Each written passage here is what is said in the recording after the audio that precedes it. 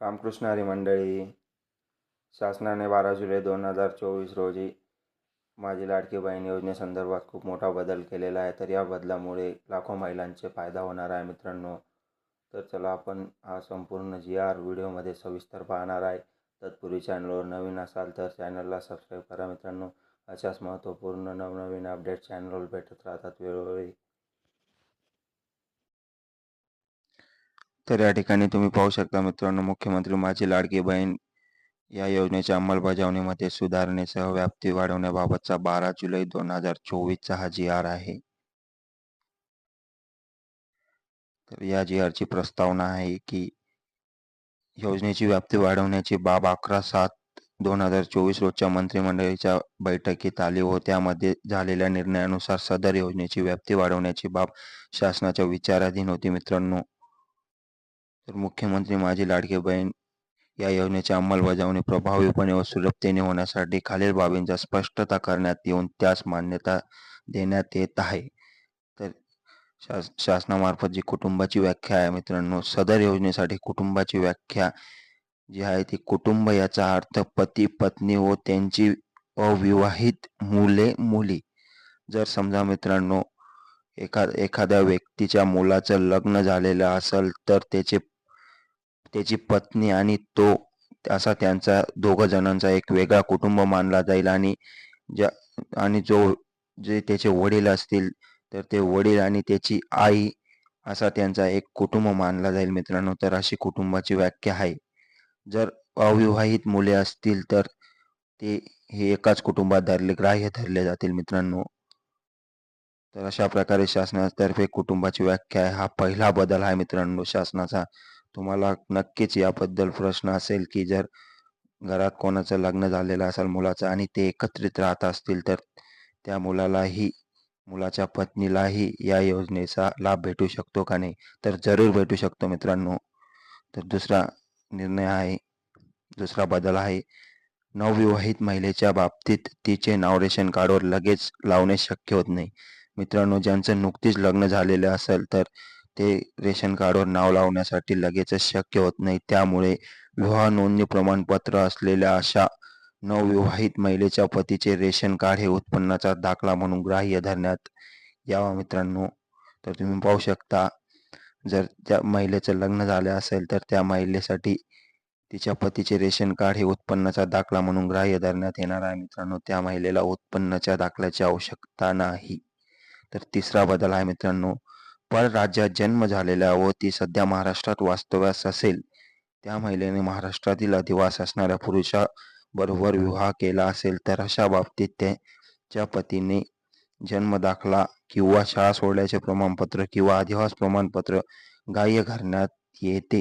तर हे पहा मित्रांनो, जर एखाद्या स्त्रीचा जन्म परराज्यात जन्म झालेला असेल आणि तिचं लग्न महाराष्ट्रातील व्यक्तीशी किंवा तरुणाशी जर झालं असेल तर अशा बाबतीत त्या महिलेच्या पतीचा म्हणजेच त्या महाराष्ट्रातील व्यक्तीचा जन्म दाखला असो, शाळा सोडल्याचे प्रमाणपत्र असो किंवा अधिवास प्रमाणपत्र हे ग्राह्य धरण्यात येणार आहे.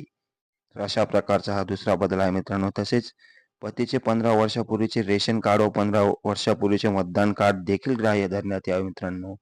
तर खूप छान बदल आहे. यामुळे खूप लाखो महिलांना याचा फायदा होणार आहे मित्रांनो. तर चौथा बदल असा आहे की सदर योजनेचा लाभ घेण्यासाठी पोस्टातील बँक खाते ग्राह्य धरण्यात यावे. तर मित्रांनो, खेडेगावात जास्त करून लोकांची पोस्टातच खाते असतात. तर हे जे खाते आहे ते ग्राह्य धरण्यात येणार आहे मित्रांनो. तर पाचवा बदल असा आहे की योजनेच्या ऑफलाईन अर्जावरील लाभार्थी महिलेचा फोटो काढून तो ऑनलाईन अर्ज दाखल करण्यासाठी ग्राह्य धरण्यात यावा. तर हे बघा मित्रांनो, हा सुद्धा खूप छान बदल आहे. तर मित्रांनो, या ठिकाणी जो जुना जी.आर. होता त्यामध्ये महिलेचा लाईव्ह फोटो काढावा लागत होता. तर आता जो पासपोर्ट फोटो आहे त्या फोटोचा फोटो काढून आपण फॉर्म भरला तरी चालेल मित्रांनो. आणि आपण ज्या फोटोचा पिक्चर अपलोड केलेला आहे ऑनलाईन, तोच फोटो आपल्याला ऑफलाईन फॉर्मवर चिपकवायचा आहे. ही गोष्ट सर्वांनी लक्षात घ्यायची मित्रांनो. तर 6वा बदल असा आहे की गाव पातळीवर बालवाडी म्हणजेच अंगणवाडी सेविका तसेच समूह संघटक म्हणजे CRP, मदत कक्ष प्रमुख म्हणजे सिटी मिशन मॅनेजर असतात मित्रांनो. तसेच आशा सेविका आणि सेतू तसेच केंद्र व आपले सरकार सेवा केंद्र म्हणजे CSC सेंटर किंवा आपले सरकार केंद्र हे गावा पातळीवर असतातच मित्रांनो. तर यांना महिलांचे अर्ज भरून घेण्याची परवानगी देण्यात आलेली आहे मित्रांनो. तर तुम्ही इतक्या ठिकाणी अर्ज भरू शकतात. त्यानंतर 7वा आणि हा खूप महत्त्वाचा काय म्हणता हे आहे मित्रांनो, बदल आहे. तर केंद्र शासनाने विविध शासकीय योजनांचे लाभ PFMS-DBT प्रणालीद्वारे देण्याची प्रक्रिया कार्यान्वित केली आहे. तसेच केंद्र तथा राज्य शासनाच्या विविध योजनांमधील उदाहरणार्थ PM किसान तसेच पोषण MNREGA, PM Svanidhi, JSY, PMMVY व अन्य तत्सम योजना जे लाभार्थी मुख्यमंत्री माझी लाडकी बहीण या योजनेच्या अटी शर्तीनुसार पात्र ठरत असतील त्यांचा डाटा माहिती व तंत्रज्ञान विभागाकडून प्राप्त झाल्यानंतर यांचे KYC व आधार ऑथेंटिकेशन यापूर्वीच झालेले असल्याने सदर लाभार्थ्यांना केवळ ऑफलाईन अर्ज भरून घेऊन मुख्यमंत्री माझी लाडकी बहीण या योजनेचा थेट लाभ देण्यात यावा. मात्र हे करिता असताना पात्र लाभार्थी महिलांकडून सदर योजनेचा अर्ज भरून घेण्यात यावा. तर मित्रांनो तुमच्या लक्षात येत असेल की ज्या ज्या लोकांना म्हणजेच महिलांना PM किसान, पोषण मनरेगा तसेच PM स्वनिधी, JSY, PMMVY या योजनांचा लाभ भेटत असेल तर यांचा जो ऑनलाईन डाटा आहे तो केंद्र सरकारमार्फत राज्य सरकारला ट्रान्सफर करण्यात येणार आहे मित्रांनो. म्हणजेच त्या महिलांना म्हणजेच ज्या महिला ह्या योजनांचा आधीच लाभ घेत आहे त्या महिलांना ऑनलाईन म्हणजेच मुख्यमंत्री माझी लाडकी बहीण योजनेसाठी ऑनलाईन अर्ज करण्याची गरज नाही मित्रांनो. त्यांना अंगणवाडी सेविकेकडे ऑफलाईन अर्ज भरून देण्यात यावा त्यांनी. तर हा खूप महत्त्वपूर्ण. तसेच 8वा बदल आहे मित्रांनो, गाव पातळीवरील ग्रामसेवक, कृषी सहाय्यक, तलाठी, अंगणवाडी सेविका, आशा सेविका, ग्राम रोजगार सेवक व अन्य ग्रामस्तरीय कर्मचारी जे आहेत मित्रांनो त्यांना ग्रामस्तरीय समिती स्थापन करण्याचे आदेश शासनाने दिलेले आहे मित्रांनो. तर या समितीद्वारे ज्या पात्र महिला असतील माझी लाडकी बहीण योजनेसाठी त्यांना शिबिर घेऊन या योजनेबाबत माहिती देण्यात येणार आहे मित्रांनो. तसेच नोंदणी करण्यात येणार आहे. अशा प्रकारे पोर्टलवरही फॉर्म भरण्यात येणार आहे मित्रांनो त्यांच्यातर्फे. तर 9वा बदल असा आहे मित्रांनो की ग्रामस्तरीय समितीमार्फत अंतिम लाभार्थी महिलांच्या यादीचे प्रत्येक शनिवारी व आवश्यकतेनुसार गाव चावडीवर वाचन करण्यात यावे. मी आधीच सांगितलं मित्रांनो तुम्हाला या समितीद्वारे पात्र महिलांना माहिती देण्यात येणार आहे. तसेच सदर यादी ग्रामपंचायत व अंगणवाडी केंद्र येथे प्रसिद्ध करण्यात यावी. सदर प्रसिद्ध करण्यात आलेल्या यादीवर हरकती प्राप्त झाल्यास त्यांचे निराकरण करण्यात यावे मित्रांनो.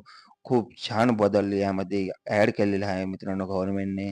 तर 10वा बदल असा आहे मित्रांनो की शासन निर्णय 5/7/2024 म्हणजेच 5 जुलै 2024 नुसार मुख्यमंत्री माझी लाडकी बहीण या योजनेच्या अंमलबजावणीसाठी अ+अ व ब सर्व महानगरपालिकांमध्ये वार्डस्तरीय संरचना असल्याने या महानगरपालिका क्षेत्राकरिता तालुकास्तरीय ऐवजी वार्डस्तरीय समिती आता गठीत करण्यात येणार आहे मित्रांनो. सदर समिती आता अ+अ व ब वर्ग महानगरपालिकांपुरती मर्यादित न राहता सर्व महानगरपालिका क्षेत्रात वार्डस्तरीय समिती गठीत करण्यात येणार आहे.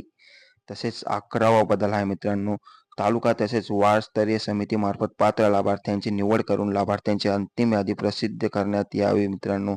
तसेच 12वा बदल आहे मित्रांनो, नागरी ग्रामीण भागातील बालवाडी तसेच अंगणवाडी सेविका यांचे समूह संघटन मदत कक्ष म्हणजे CMM, आशा सेविका तसेच सेतू केंद्र, अंगणवाडी प्रयोगशिका, ग्रामसेवक आपले सरकार सेवा केंद्र म्हणजे CSC सेंटर यांना लाभार्थ्यांची अंतिम यादी प्रसिद्ध झाल्यावर एकूण पात्र लाभार्थ्यांचे अर्ज सादर केल्याप्रमाणे आणि सदर ऑनलाईन ॲप पोर्टलवर प्रति यशस्वी मात्र लाभार्थ्यांची नोंद झाल्यावर मित्रांनो याप्रमाणे त्यांना प्रोत्साहन भत्ता देण्यात येणार आहे.